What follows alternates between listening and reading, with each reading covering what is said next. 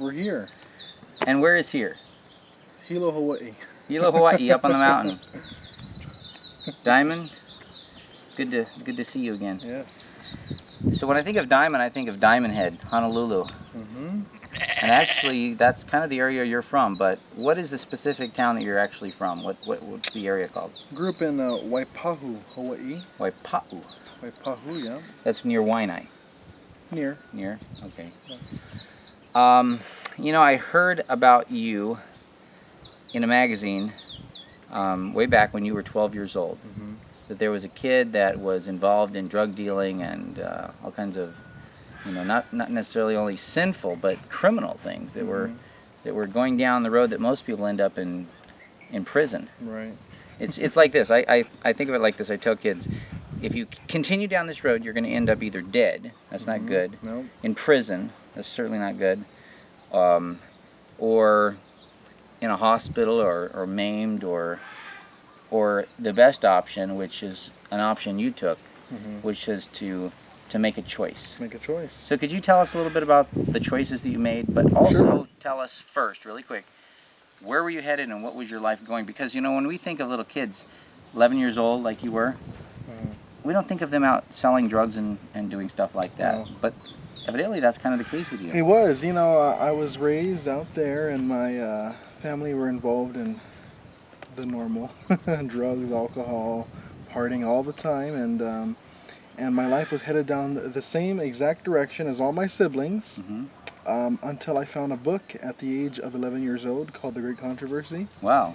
Yeah, and I read the book and it led me to Jesus. That's an intense, complicated, It is. A lot of, so when you read that, did you think it was like a novel? Did you think it was fiction? Well, I first opened the book and the first words in chapter 1 says, "If thou hadst known." I said, this makes no sense. If thou hast known. So I closed the book. The I said, these whatever. and the thous. And so I said, yeah. But then, as I went on that day, something told me to go back to the book and read it. And so I went back and I read the second to the last chapter called "God's People Saved, Delivered," and read that, and it was so awesome to see how the author, Ellen White, would describe Christ's second coming so vivid and detailed. So I read the whole book after that, and I became a Seventh-day Adventist. Wow. Okay, well, we started this little film out for those viewing that he became a Seventh-day Adventist. Christian, Christ follower is the key, but the movement that you become a part of is a Seventh-day Adventist church. Okay, Amen. So tell us about your, and I ask you to do this, I'm going to kind of emphasize, because there's a lot of kids going down the wrong road.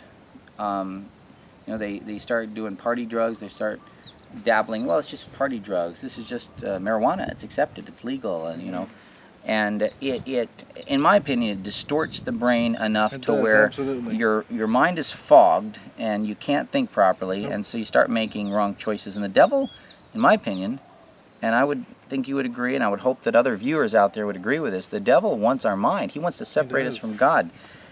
So tell us about the road you were 11. Were you really doing drugs or selling drugs? Well, I mean, I was in that environment. It was just all around me, and what else do you do, right? It's all around you. Your friends do it, your family do it, your siblings do it, and so of course, you know, you would go down that same road. So your mom and dad, are they a good role model for you? What were they teaching you? I mean, they were involved. I'm not trying to get them in trouble or anything. No. But they were involved in that whole environment, and you know, and in the drug scene, there was no real role model at all. I found that in Jesus, and that's what brought me out. Wow. So how old are you now? 19. 19 years old. So with this newfound relationship with Jesus, and this is amazing. What have you been doing with it? How has it taken you around? I've heard you've traveled around the world. Yeah. Since 12 years old, I began speaking and sharing my faith and how God has brought me out of darkness into His light, and you know, the word spreads quickly, and so I found myself traveling to countries all over the world, sharing my faith. I'm involved in evangelism, worked with many various ministries across America, across the world, and you know, when I look back at my life, I said, man, if it wasn't for that one book, I would have been homeless, on the streets, like all my siblings are. But it was Jesus, and you know, and I look where I am now.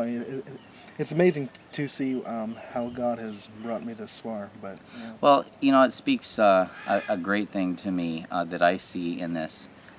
We're moving into an age of just so much the the iPhones, the little gadgets, and the media, everything from YouTube to whatever, the games and stuff like that, that it's just sucked the people in. So when I think of a book, it's kind of like the books are phasing out, guys. The movies are in. You gotta, if you want to witness to kids, you gotta go with these other gadgets. But that wasn't the case with you. So, no.